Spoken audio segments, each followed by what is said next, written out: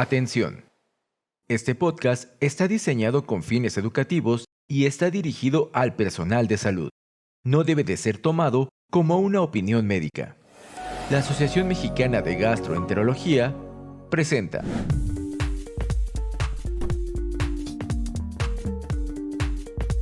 Gastroperlas AMG, conducido por el doctor Octavio Aguilar.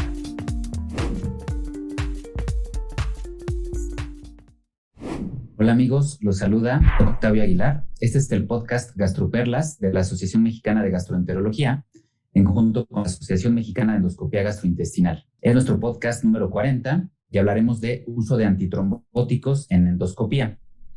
El día de hoy contaremos con la presencia del doctor Carlos Sierra. El doctor Carlos Sierra es médico cirujano por la Universidad La Salle, con especialidad en medicina interna en el Hospital ABC y cardiología por el Instituto Nacional de Cardiología. Tiene alta especialidad en electrofisiología, arritmias y estimulación cardíaca en el mismo instituto y maestría en educación por el TEC de Monterrey. Actualmente se desempeña como director de enseñanza del Instituto Nacional de Cardiología y profesor de posgrado de cardiología en la UNAM y de pregrado en la UNAM, en la Universidad La Salle y en la Universidad Panamericana. Muchas gracias por aceptar la invitación, Carlos. Al contrario, muchas gracias. Y por otra parte, contaremos con la presencia del doctor Enrique Murcio. El doctor Enrique Murcio es médico cirujano por la Universidad La Salle, con especialidad en medicina interna en el Centro Médico Nacional Siglo XXI, subespecialidad en gastroenterología en el Instituto Nacional de Ciencias Médicas y Nutrición Salvador Subirán, y las altas especialidades en endoscopía y ultrasonido endoscópico en el mismo instituto. El doctor Murcio tiene maestría en ciencias y es miembro del Sistema Nacional de Investigadores. Actualmente se desempeña como médico adscrito al Departamento de Endoscopía en el Centro Médico Nacional Siglo XXI y participa en labores de enseñanza en las altas especialidades de ultrasonido endoscópico y endoscopía gastrointestinal. En este podcast hablaremos de las generalidades del uso de antitrombóticos en endoscopía. Posteriormente hablaremos de escenarios específicos comunes de la vida diaria y finalizaremos charlando un poco acerca de hemorragia gastrointestinal en pacientes que utilizan terapia antitrombótica. Entonces, la dinámica, como otros podcasts, va a ser platicar con los expertos a manera de preguntas y respuestas. Quisiera empezar a manera de introducción con el doctor Murcio, preguntándole ¿qué tan común es que los pacientes que requieran endoscopía utilicen terapia antitrombótica? Yo creo que es una pregunta pertinente con una respuesta complicada. No conozco algún estudio que evalúe, al menos en un servicio de endoscopía, qué porcentaje de los pacientes llegan teniendo algún tipo de terapia antitrombótica, ya sea antiagregantes plaquetarios o anticoagulantes. Pero tal vez lo que sí es muy claro es que sabiendo las indicaciones y la ampliación de las indicaciones de este tipo de medicamentos y el número de procedimientos de endoscopía que se hacen por diferentes razones y que algunos de ellos se han asociado a incremento en el riesgo de hemorragia, pues me parece que es un escenario al que nos vamos a enfrentar pues cada vez con más frecuencia, ¿no? Entonces, si bien no hay una cifra exacta, me queda claro que sí es un escenario común para el endoscopista en el que debemos estar bien preparados. Sí, claro, tomando en cuenta que cada vez hay más comorbilidades, los pacientes y la población van envejeciendo, se espera que el escenario de terapia antitrombótica y endoscopía sea cada vez más frecuente. A continuación, quisiera preguntarle al doctor Sierra, en la práctica diaria, ¿cuáles son las indicaciones más comunes para el uso de terapia antitrombótica? Bueno, yo creo que depende mucho del contexto y del escenario en el que nos desempeñemos o el tipo de práctica en que nos desempeñemos, pero yo podría dividir como dos grandes grupos: la terapia antitrombótica del tipo de los antiagregantes plaquetarios y la terapia antitrombótica fundamentalmente basada en anticoagulantes orales. Para los pacientes que reciben antiagregantes plaquetarios, sin duda, la indicación más frecuente es la cardiopatía isquémica. En nuestro país es una enfermedad altamente prevalente, ya sea pacientes que tienen historia de cardiopatía isquémica ya tratada, ya con una angioplastía y con implante de stents, o aquellos pacientes que están aún sin tratamiento y que la reciben de manera como prevención primaria, que aunque sabemos cada vez más que el uso de estos fármacos en prevención primaria no es del todo la estrategia más apropiada, todavía hay muchos pacientes que en la práctica cotidiana lo tienen o van a llegar a la endoscopía recibiendo antiagregantes para prevención primaria. Hay muchos que lo reciben como prevención secundaria de cardiopatía isquémica o de enfermedad arterial periférica. En el caso de los antitrombóticos, sin duda tenemos dos poblaciones muy frecuentes a las que nos vamos a enfrentar: el paciente que recibe antitrombóticos o anticoagulantes orales como prevención de eventos cerebrovasculares en fibrilación auricular, y ahí cada vez más serán pacientes con anticoagulantes directos o nuevos anticoagulantes orales, y pacientes que tienen una prótesis valvular mecánica que estarán recibiendo antagonistas de la vitamina K. Ya casos menos frecuentes, tendremos pacientes con tromboembolismo venoso o tromboembolia pulmonar ya en la fase de prevención secundaria, o pacientes que tienen alguna trombofilia que están recibiéndolo como una estrategia también de prevención. Muchas gracias, Carlos, por tu respuesta. Y bueno, y sumando un poco a esto, seguramente también con el paso del tiempo nos enfrentaremos a casos complejos de pacientes que necesiten la combinación de varias familias de fármacos, pacientes que necesitan anticoagulantes y antiplaquetarios, lo cual pues hace más complejo el escenario para cualquier procedimiento invasivo, no solo para la endoscopía, ¿no? Quisiera preguntarle al doctor Murcio, ¿consideras que los médicos involucrados manejamos bien los antitrombóticos antes y después de la endoscopía? Me parece que sí hay buen conocimiento de forma global entre los médicos sobre estas dos partes de la balanza que tenemos en este tema, ¿no? Pues por un lado, el evitar que un paciente tenga un evento trombótico, y por otro lado, evitar causarle un daño o una hemorragia en un evento o en una intervención endoscópica. Entonces, me parece que eso sí es claro entre los endoscopistas. Lo que tal vez no sea tan claro es pues la evidencia o el grado de evidencia de las recomendaciones.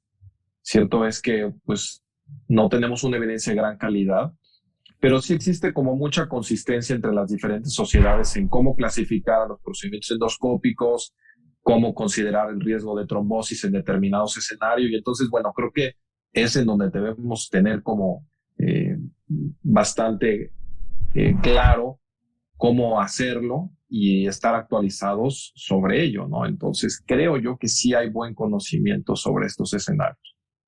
Sí, claro, coincido contigo y creo que valdría la pena añadir evidencia de mayor calidad para utilizar más evidencia y menos sentido común, ¿no? Que pues muchas veces tenemos que fiarnos de esto para tomar nuestras decisiones, pero para clarificar mucho estos puntos, pues continuaremos con este tema. ¿Cuáles son los factores más importantes para decidir si continuamos o suspendemos la terapia antitrombótica antes de la endoscopía, Enrique? Pues sin duda me parece el riesgo de hemorragia del procedimiento, ¿no? O sea, procedimientos donde no tenemos un riesgo alto, la verdad es que la preocupación o la toma de decisiones es mucho más sencilla, ¿no? Entonces yo diría que el riesgo de hemorragia es creo que lo que nosotros tomamos como primera instancia para decidir eso. Claro, por un lado es como una especie de balance, donde por un lado tenemos el riesgo trombótico de suspender el medicamento y por otra parte el riesgo de hemorragia de continuarlo durante el procedimiento. Y hablando de riesgo hemorrágico, Enrique, ¿qué procedimientos endoscópicos considerarías de bajo riesgo y cuáles considerarías de alto riesgo? Sí, sin duda que, bueno, pues están las tablas donde vienen muy extensos, pero tal vez la manera de entenderlo más simple es en aquellos procedimientos donde vamos a causar una ruptura en la integridad de la pared digestiva, debemos pensar que son procedimientos con alto riesgo de hemorragia, excepto aquellos que se va a hacer una biopsia con una pinza convencional, ¿no? Con una pinza fría. Esos son la única excepción en donde habitualmente pues el daño al epitelio o la ruptura de la continuidad es muy superficial, ¿no? Pero en todos los demás escenarios debemos considerarlos de de alto riesgo, entiéndase, pues una gastrostomía donde hacemos el corte completo de toda la piel y además de todas las capas del estómago, cortar la papila, que se incluye pues todo hasta el esfínter, ¿no? Entonces pensaría yo que a grandes rasgos es cuando rompemos la integridad más allá pues de la submucosa, pues creo que es cuando debemos considerar que es de alto riesgo, ¿no? Reiterar que un escenario, pues nosotros que entrenamos gente, pues de pronto eso lo aplican a las biopsias con pinza fría, lo cual no se considera de alto riesgo, es algo muy superficial y bastante seguro, se considera bajo riesgo, todos los demás escenarios de alto riesgo. Y claro, creo que es una muy buena manera de resumirlo, para no entrar en detalles que, como bien dice Enrique, pues son tablas muy extensas.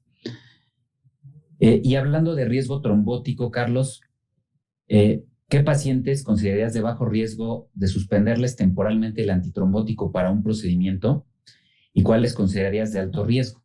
Yo creo que esta pregunta es muy pertinente porque, como se ha comentado, es fundamental poner la balanza el riesgo del procedimiento versus el riesgo del paciente.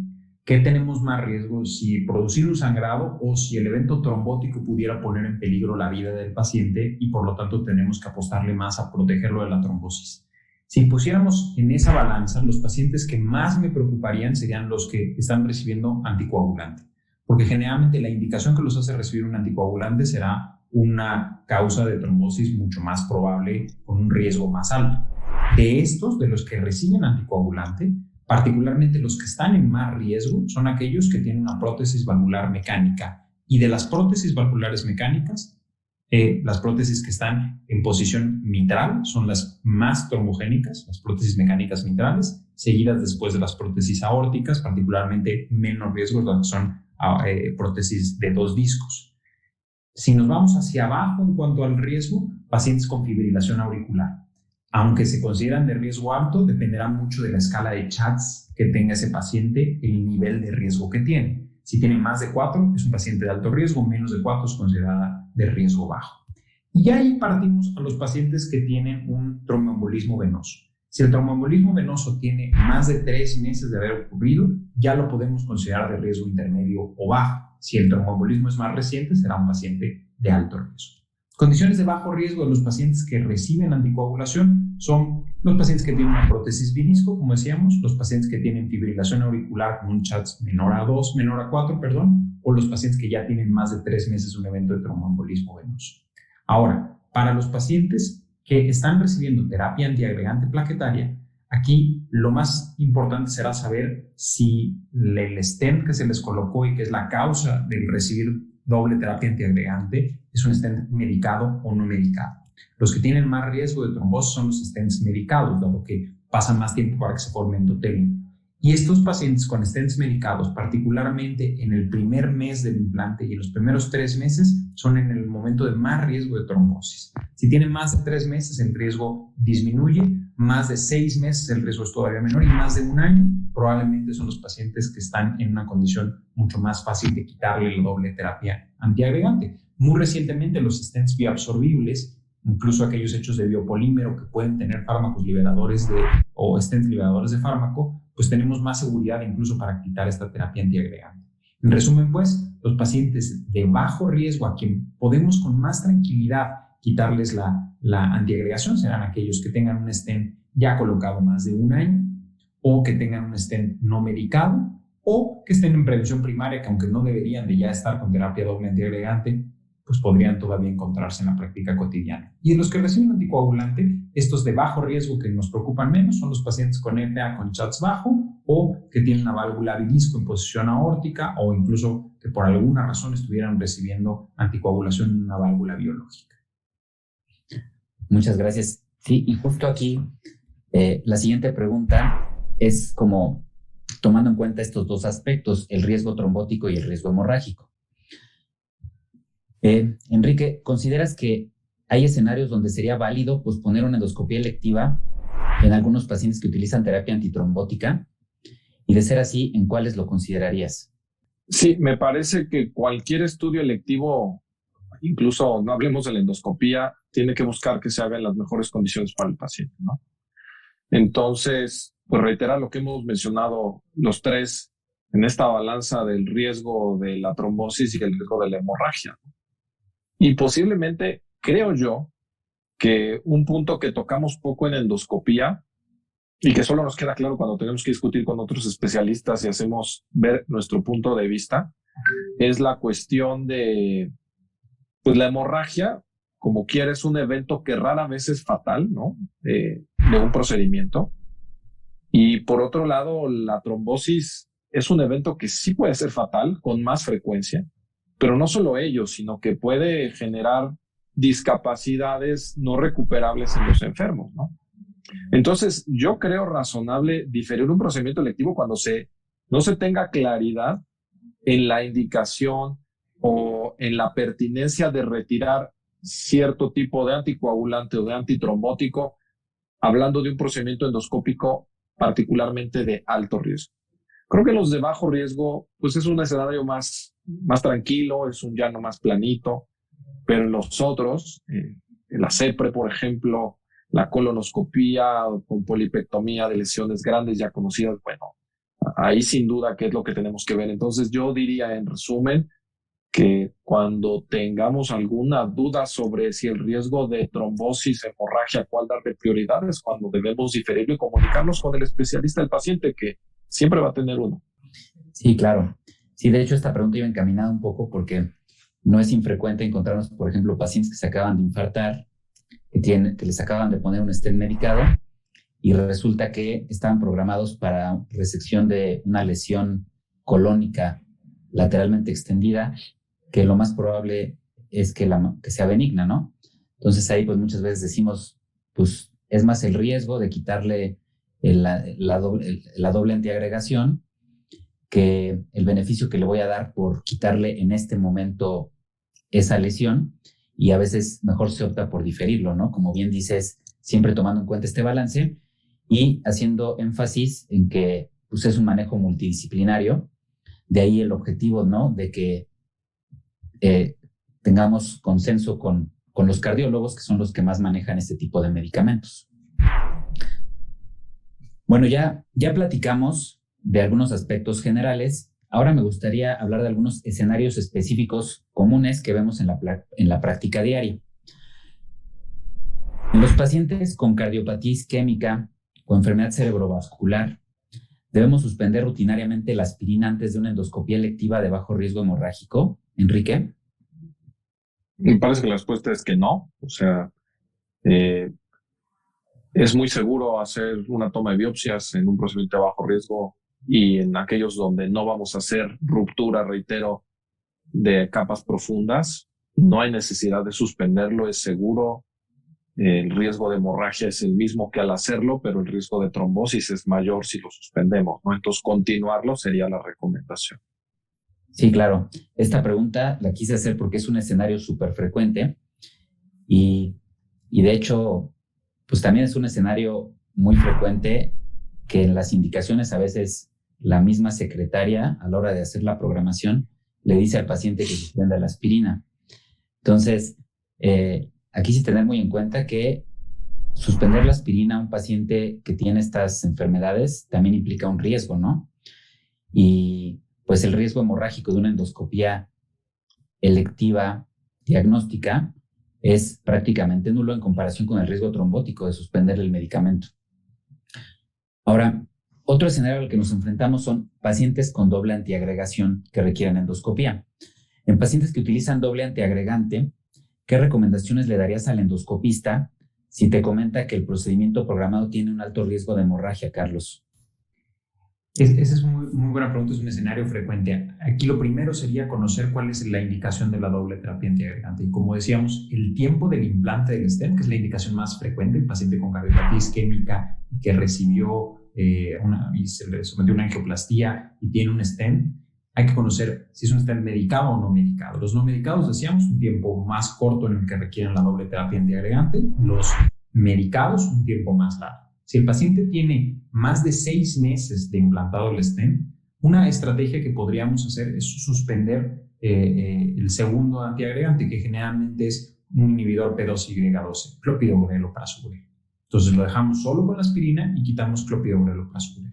Si el paciente tiene ya más de 12 meses, incluso podemos dejarlo sin efecto antiagregante plaquetario. Pero por eso es crucial conocer el tipo del stent y el tiempo que tiene de colocación para poder hacer una recomendación precisa. Claro, y conociendo la respuesta de Carlos,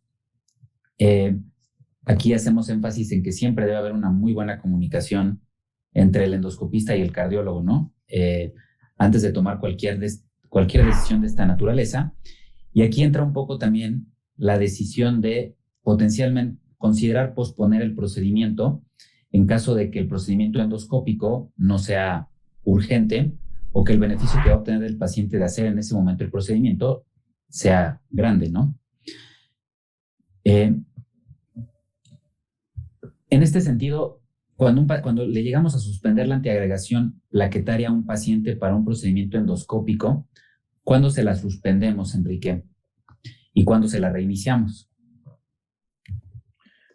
Pues me parece, platicando el escenario que comenta Carlos, vamos a pensar en un paciente que se va a hacer un procedimiento de una CEPRE por coleocolitiasis, ¿no? Donde sabemos que vamos a hacer un corte profundo, es un procedimiento de alto riesgo. Dejarlo con monoterapia con aspirina, en general, creo que busca un buen balance entre la hemorragia y la trombosis, ¿no? Dejar pendiente el clopidogrel 5 días antes del procedimiento. Y creo que es razonable reiniciarlo después del procedimiento. Ahí es una cuestión, creo yo, de qué tanto problema hemorrágico tuvimos durante el estudio, ¿no? No es lo mismo aquella siempre en donde hay escasa cantidad de sangre, en una donde encontramos un gran vaso que nos da problema, ¿no? Entonces, creo que depende un poco el cuándo reiniciarlo, pero la mayor parte de las veces, lo antes posible. O sea, creo que eso es lo que debemos pensar en la mayor parte de las veces. El otro escenario es el menos frecuente, ¿no? Entonces, suspender el segundo antiagregante, que habitualmente es clopidogrel, y reiniciarlo pues cuando tengamos certeza que ha habido buena hemostasia al final del procedimiento. Claro. Y ahora, hablando de anticoagulantes, Carlos, ¿en qué pacientes recomendarías un anticoagulante puente antes de un procedimiento endoscópico? Y en este sentido, si nos pudieras compartir algunas recomendaciones prácticas. Por supuesto. Yo creo que la primera recomendación práctica y el primer punto que me gustaría dejar sobre la mesa es que la terapia puente con anticoagulantes está en franco desuso para casi todas las condiciones. Es decir, es muy raro que usemos ya terapia puente con anticoagulantes directos y particularmente en este caso en prevención de fibrilación auricular es prácticamente nulo ya la necesidad de anticoagulación puente. Para pacientes que tienen prótesis mecánicas, es probablemente el nicho en donde todavía tiene beneficio la terapia puente con anticoagulante. Y aquí, en ese grupo de pacientes, lo ideal es conocer muy bien, como son pacientes que están recibiendo antagonistas de la vitamina K, cuál es su estatus de anticoagulación en el momento en el que vamos a decidir emplear el puente para poder saber si realmente están con efecto pleno de la anticoagulación y por lo tanto si tenemos todavía un colchón de tiempo para poder iniciar la terapia parenteral que generalmente será con heparina de bajo peso molecular. Si el paciente tiene un efecto óptimo de la anticoagulación y lo vamos a llevar a una endoscopia de alto riesgo y es un paciente con una prótesis valvular particularmente en posición mitral que son las más trombogénicas, lo ideal es empezarle la anticoagulación parenteral 2 días después de suspender la warfarina o la cenocumarina, lo que esté recibiendo el paciente, y se puede suspender en el día previo al procedimiento, en la noche previa al procedimiento endoscópico. Reiniciarlo el mismo día después del procedimiento endoscópico y posteriormente volver a titular, siempre guiado con INR, el anticoagulante antagonista de la vitamina K. Muchas gracias, Carlos. Y de hecho, pues esto nuevamente nos deja el énfasis, ¿no? De tratamiento multidisciplinario. Ahora, en los pacientes que utilizan anticoagulantes orales de acción directa, anticoagulantes novedosos, programados por una endoscopía diagnóstica con biopsias, ¿cuáles son tus recomendaciones, Enrique? Pues en general no deberíamos suspender la anticoagulación. Y tal vez uno debe valorar un poco lo que sucede en la endoscopía. yo no la suspendería de forma rutinaria, ¿no? Y si durante la endoscopía empezamos a tomar biopsias, a pensar en el esófago y es un Barrett largo, y a lo mejor cuando vamos ya en la 12ª biopsia vemos que es un sangrado importante, me parece que es momento de parar y lograr la hemostasia a nosotros y ver qué hacer, ¿no? Pero esos escenarios no deben hacer que nosotros, por el temor de que eso nos ocurra rutinariamente, suspendamos anticoagulantes cuando sabemos que las biopsias suelen ser seguras aún con anticoagulación en una dosis estándar, ¿no? Claro, y pues esto también aplica un poco a los anticoagulantes convencionales, llámese warfarina o acenocumarina, cuando el paciente está en metas del INR, ¿no? Es muy poco probable que los pacientes que están en metas vayan a tener una hemorragia significativa con pinza de biopsias. Pues han venido a facilitar las cosas también para los pacientes y eso incluye cardiólogos y nosotros, porque no sé, tener la estabilidad del INR con los antagonistas de la vitamina K era algo complicado, ¿no? Y en eso sí se vuelve incluso muy difícil el someter a un paciente cuando el INR está en el rango terapéutico, ¿no? Porque cuánto tiempo antes tomarlo, cuánto tiempo hacerle el estudio. Entonces, yo creo que esa es una bondad de los anticoagulantes de acción directa, al igual que la pérdida de su efecto, que es mucho más rápida que los previos, ¿no? Entonces, por eso, esas cuestiones de diferir la toma en la mañana el día del estudio, pues en realidad también es pues una recomendación, creo que saludable de pronto, ¿no? Claro, sí, definitivamente nos vinieron a facilitar muchísimo. Disminuye viajes del paciente, disminuye gastos de laboratorio. Bueno, ya hablamos de muchos escenarios comunes de la vida diaria y en endoscopía electiva. Desafortunadamente también tenemos escenarios más difíciles y es cuando la terapia antitrombótica se combina con hemorragia gastrointestinal. Hablaremos un poco de esto. Quisiera empezar, ¿cuáles son los principales factores de riesgo para hemorragia gastrointestinal en pacientes que usan terapia antitrombótica, Enrique? Uno de los más consistentes es la edad, ¿no? Tener más de 65 años es algo que se ha asociado consistentemente a que tengan más riesgo, al igual que tener nefropatías terminales con requerimientos dialíticos. Son gente que per se va a tener más riesgo de hemorragia siempre. Y posiblemente aquí lo que tenemos que ver es sumar otros factores que puedan incrementar ese riesgo, ¿no? Entonces, el haber tenido un paciente que tuvo una úlcera previa tiene más riesgo de volver a tenerla. Un paciente que tiene Helicobacter pylori asociada tiene más riesgo de tenerla también. Y un paciente que recibe la doble antiagregación, pues tiene más riesgo que el recibe solo monoterapia antiagregante, ¿no? Entonces, creo yo que esos son los escenarios que sabemos incrementan el riesgo de hemorragia. Y claro, y aquí el conocerlos juega un papel muy importante para prevenirlos, ¿no? Aquí la prevención se vuelve una piedra angular para evitar enfrentarnos a este tipo de escenarios, cosa que hablaremos también en unos momentos. Y en pacientes que usan antitrombóticos y sangran, ¿debemos culpar al antitrombótico como muchas veces se hace?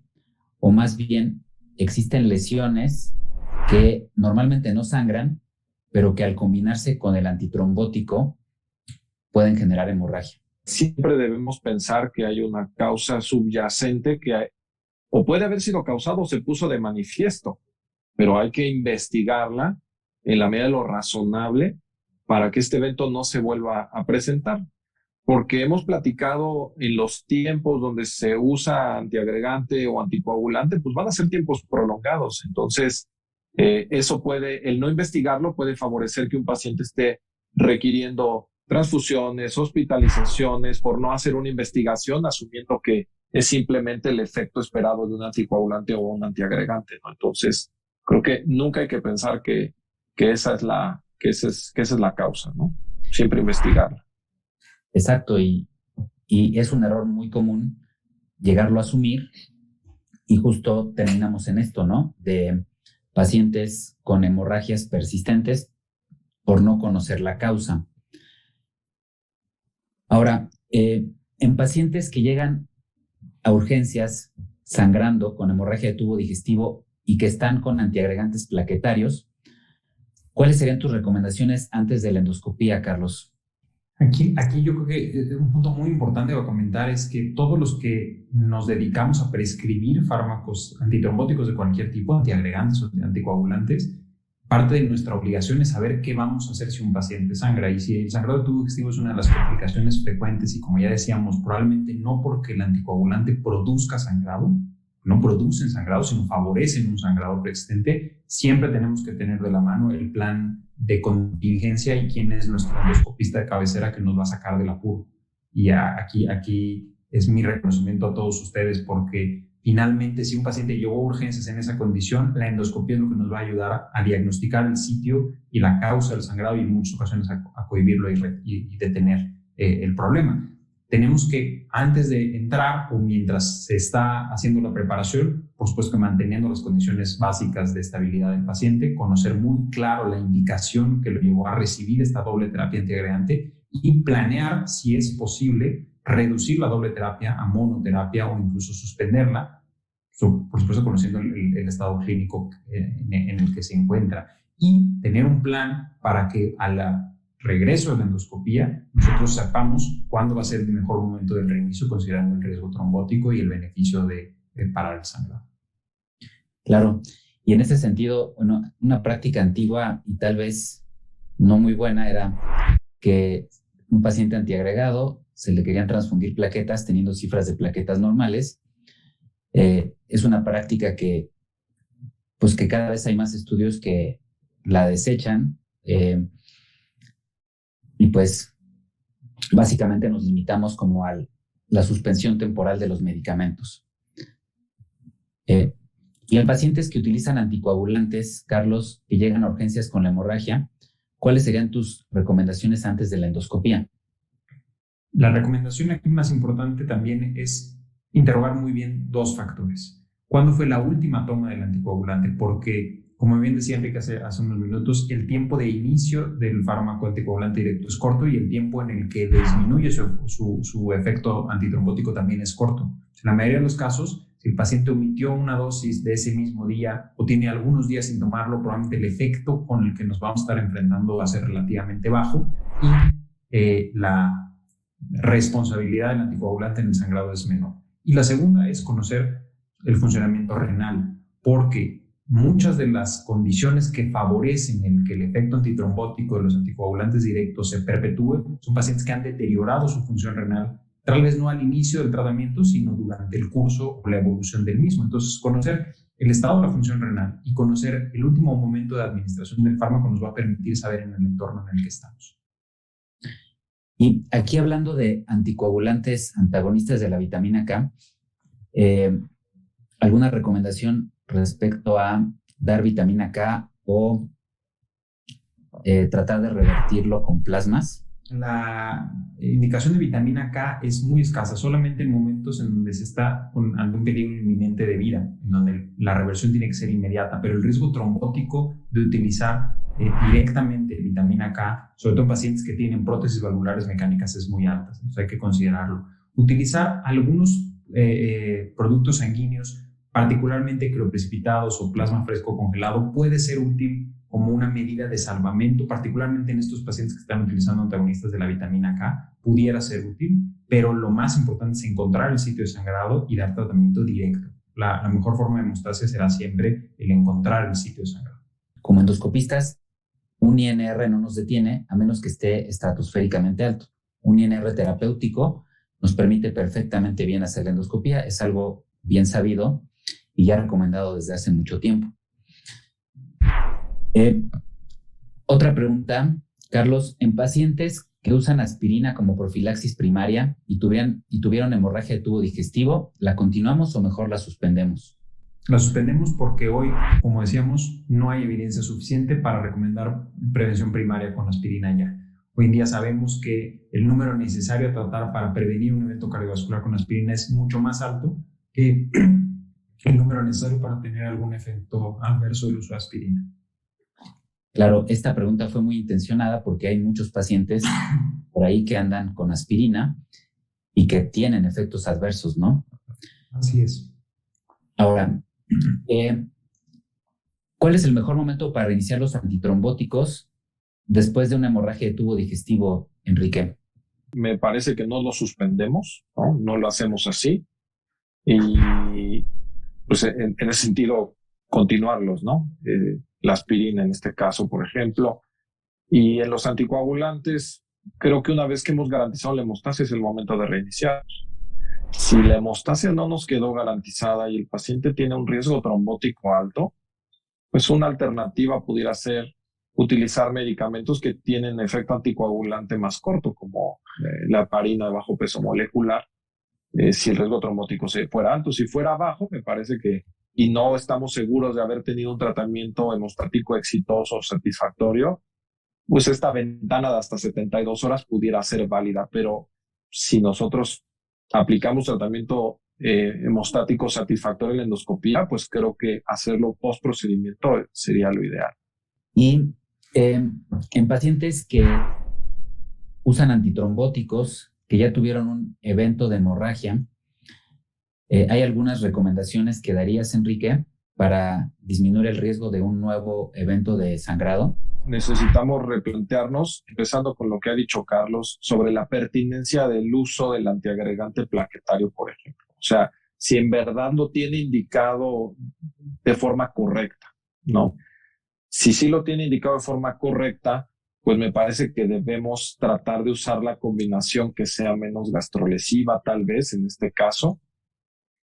Y posiblemente, si estamos ciertos que va a requerir tomarlo por largo tiempo, pues el Helicobacter es un cofactor importante que incrementa el riesgo de hemorragia en pacientes que tienen que ingerir aspirina incluso a dosis bajas, ¿no? Entonces, pues creo que es lo que uno tendría que revisar una vez que tuvo un paciente con un evento de hemorragia digestiva, ¿no? Y muchas veces, pues dejarlos con el IBP, dependiendo de la causa de la úlcera. Y por ahí parece que la Pixaban de los de acción directa tiene un poco de menos riesgo de hemorragia en relación con otros, como el Rivaroxaban, por ejemplo, ¿no? Considerar estas cosas para poner un poco menos en riesgo al paciente. Con esto terminamos las preguntas y a manera de recapitulación, quisiera preguntarle a Carlos, ¿cuáles son los 2 mensajes principales que debemos llevarnos a casa de esta plática? Fue muy interesante estos minutos porque nos permiten reconocer que para los dos, tanto para el médico que va a hacer la endoscopía como para el médico prescriptor del anticoagulante, lo más importante es conocer qué paciente tenemos y a qué procedimiento va. ¿Qué tanto riesgo trombótico tiene? ¿Para qué le estoy dando el anticoagulante o el antiagregante? Si se lo estoy dando bien o si puedo reducirle la medida de lo posible el riesgo utilizando mejor el anticoagulante o menos tiempo de doble terapia antiagregante. Y segundo, el procedimiento al que va tiene mucho riesgo de sangrado o puedo yo tolerar tenerlo con terapia antitrombótica más tiempo. Ese es el primero, conocer ese escenario. Y el segundo es tratar de optimizar los momentos en el que el paciente está sin terapia. Es decir, que sea la menor cantidad de tiempo el que suspenda la terapia. Como bien decías todavía hace rato, muchas veces estas prácticas en los hospitales se vuelven rutinas y entonces es la asistente o es alguna persona el que hace la programación del estudio y por default suspenden o modifican fármacos sin necesariamente consultar al prescriptor. Yo creo que es labor de nosotros, en este caso los cardiólogos, que muchas veces son los prescriptores del fármaco, saber a qué procedimiento va el paciente y hacer un calendario óptimo de cuánto tiempo antes suspender el tratamiento anticoagulante, por ejemplo, si va a necesitar puente porque es un paciente con una prótesis mecánica, cuándo inicia el puente, cuándo lo suspende y tener una comunicación muy clara y muy directa con nuestros pacientes y con el médico que va a hacer el estudio. Muchas gracias, Carlos. Y tú, Enrique, ¿cuáles son los 2 mensajes que te llevas o que recomiendas que nos llevemos? Bueno, tratando de no ser reiterativo lo que ha dicho Carlos, sería el balance. Nadie lo sabe todo. Si tienes duda, pregúntale al especialista de cabecera, en este caso un cardiólogo, un hematólogo. Y tal vez el tercero importante que pocas veces se toca es también discutirlo con el paciente. O sea, alertar al paciente sobre lo que pretendemos hacer, el riesgo y el beneficio que va a tener y ponerlo en alerta para que tal vez en caso de que ocurra algún evento adverso, lo identifique rápidamente y se acerque con nosotros, ¿no? Porque Creo que pocas veces se toca ese tema con los pacientes y es muy importante tener esa comunicación, ¿no? Con médico-paciente. Claro. Yo me llevo personalmente la cuestión del manejo multidisciplinario, donde siempre debemos de tener una muy buena comunicación con el prescriptor del fármaco, en este caso el cardiólogo, y siempre todo se resume en un balance y un equilibrio entre riesgo trombótico, riesgo hemorrágico, y pues esta será nuestra base para tomar las mejores decisiones de qué pacientes le suspendemos el fármaco, qué pacientes le hacemos la endoscopía con el fármaco o qué pacientes posponemos la endoscopía hasta que mejoren o cambien sus condiciones y que ya no requiera el fármaco, ¿no? Pues agradezco muchísimo su participación. Fue un honor contar con ustedes, con el doctor Carlos Sierra, con el doctor Enrique Murcio. Agradecemos a la Asociación Mexicana de Gastro, a la Asociación Mexicana de Endoscopía Gastrointestinal y estamos viéndonos en siguientes episodios. Muchas gracias. Esto fue GastroPerlas AMG. Los esperamos en la próxima emisión. La Asociación Mexicana de Gastroenterología presentó. Atención. Este podcast está diseñado con fines educativos y está dirigido al personal de salud. No debe de ser tomado como una opinión médica.